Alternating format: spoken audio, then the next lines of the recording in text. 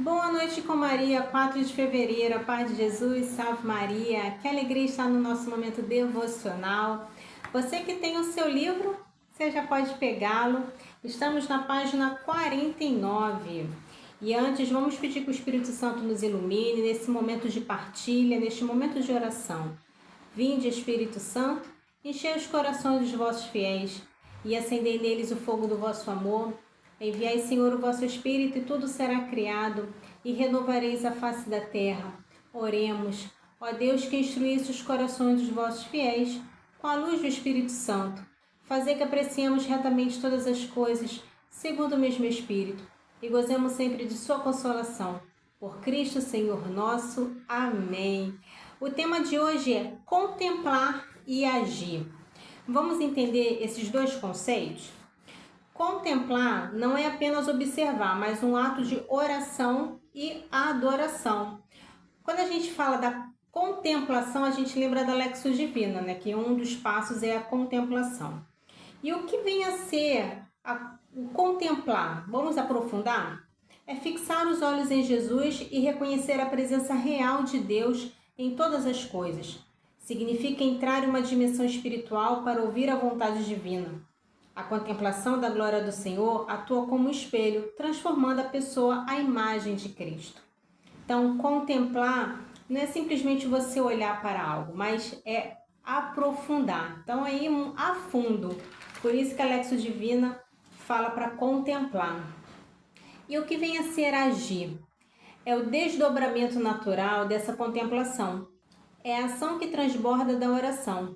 É o compromisso de comunicar a verdade e o amor de Deus dos outros por meio do serviço e da solidariedade. Significa trazer uma consciência amorosa para atividades comuns, como conversa ou trabalhar. O olhar purificado pela contemplação ensina a agir com a compaixão e a verdade de Deus em relação ao próximo.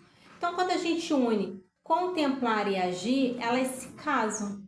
Porque eu posso contemplar e ao mesmo tempo eu posso agir na ação do Espírito Santo, no mover divino, no mover de Deus.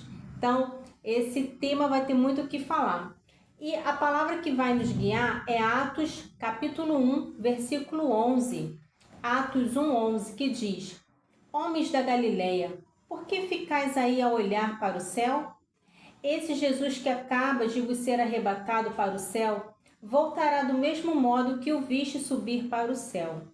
Então, eles estavam contemplando Jesus indo para o céu e eles tiveram que agir, porque quando Jesus foi para o céu, eles ficaram mais 9 dias na expectativa do Pentecostes. Quando eles receberam o Espírito Santo, eles viveram intensamente essas duas palavras, né? A contemplação e a ação. Então, vamos mergulhar um pouquinho sobre esse versículo, as 3 lições que ele nos ensina. Primeiro, os discípulos estavam em choque, paralisados pela despedida de Jesus. O olhar cristão contempla o céu para buscar esperança, mas não pode ficar estático. Eu não posso esperar que as coisas vão cair do céu, eu preciso agir.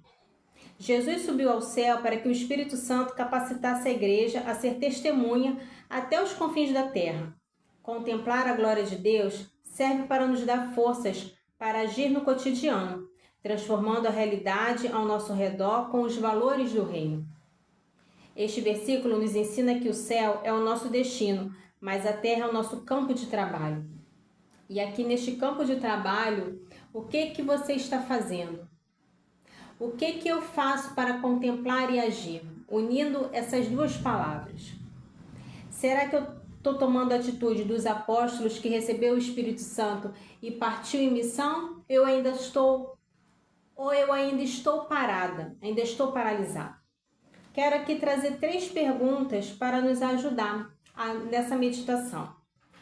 O que hoje me mantém parado olhando para o céu? O que hoje na sua vida está te mantendo paralisado? Segunda pergunta. Como a promessa da volta de Jesus influencia minhas prioridades diárias? Se Jesus, como diz na Bíblia, voltará, como eu estou preparando o mundo para esse retorno? Eu estou fazendo algo de concreto? Eu acredito na volta de Cristo? E a terceira pergunta. Eu me vejo como uma testemunha ou apenas como espectador da fé? Muitos podem se dizer cristão, muitos podem se dizer, mas e vivenciar? E testemunhar? Por isso a gente não pode ficar só na base do eu sou católico, mas não conhecer a igreja.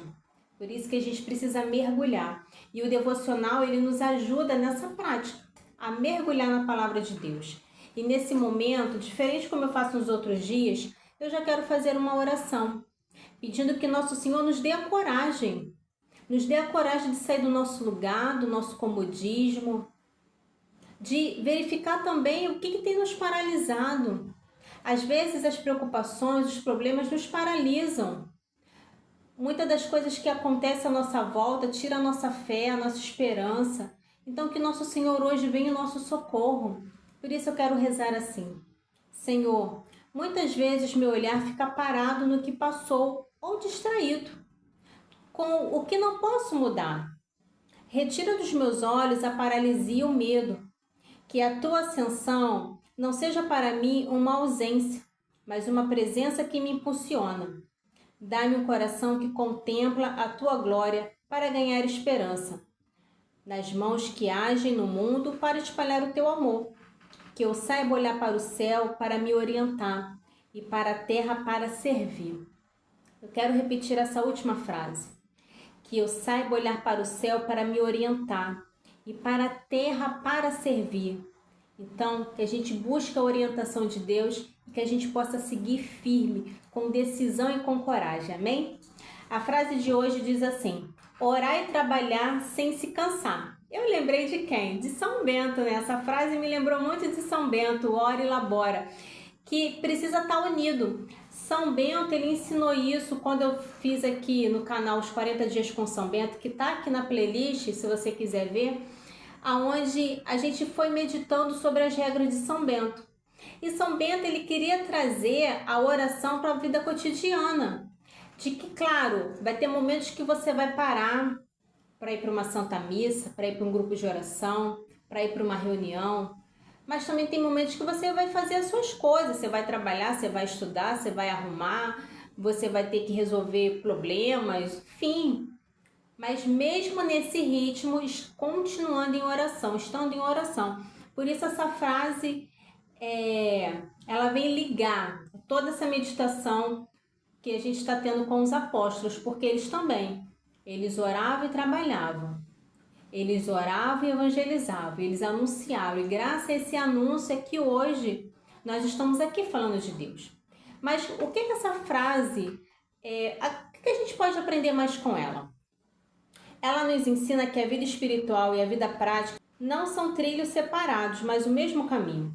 E a oração que impede que o trabalho se torne fardo vazio, ou apenas uma busca por dinheiros e status. Muitas das vezes as pessoas se cansam de trabalhar porque elas estão gastando a sua energia com aquilo que não gostam. Mas porque precisam, elas acabam se submetendo. Mas como é ruim você trabalhar com algo que não gosta. Por isso, coloque amor naquilo que você faz. Coloque amor, porque por mais que você esteja num lugar trabalhando que você não gosta, é ele que te sustenta. É ele que paga as suas contas. Então, tudo que for fazer, faça por amor. A coisa mínima que seja, dá um copo de água, mas faça com amor. E uma última lição que a gente pode aprender com essa frase é: trabalhar sem se cansar acontece quando transformamos nossas tarefas em uma oferta a Deus. O corpo cansa, mas o espírito se renova quando entendemos que não fazemos nada sozinho. Nada sozinho. Sempre com auxílio do Espírito Santo. Porque é assim que a gente consegue dar conta. É assim que a gente consegue fazer aquilo que Deus nos pede. Então, faça tudo com amor. A mensagem de hoje vai nos dizer assim: olhar para o céu quando se busca falar com Deus é um sinal do reconhecimento de que existe além de nós algo muito maior. Olhar para o céu em oração e agradecimento revela o quanto somos pequenos diante da grandeza de Deus. Porém, meu filho, esse viver acontece horizontalmente. É preciso olhar para o céu a fim de sabermos do plano de Deus para cada ser humano. Mas é preciso também voltar os olhos para a realidade que nos cerca. A oração fortalece o cristão para que ele seja sal e luz do mundo. e ela deveria ser como uma seta que lança os ungidos de Deus para o trabalho real e concreto da sociedade. Antes de concluirmos a meditação de hoje, eu deixo aqui mais uma pergunta. Para onde os seus olhos estão voltados? Para que eu consiga contemplar e agir, eu preciso perceber antes para onde eu estou olhando. O meu olhar está contemplando o quê? O que eu estou colocando como alvo na minha vida, na minha busca? Porque se eu não buscar na oração e a direção de Deus, eu vou me perder pelo caminho. Por isso a importância de contemplar e agir. Por isso a importância de orar e trabalhar. Por isso a importância de fazer tudo guiado pela unção de Deus, pelo Espírito Santo. E é isso que a mensagem quer nos trazer hoje.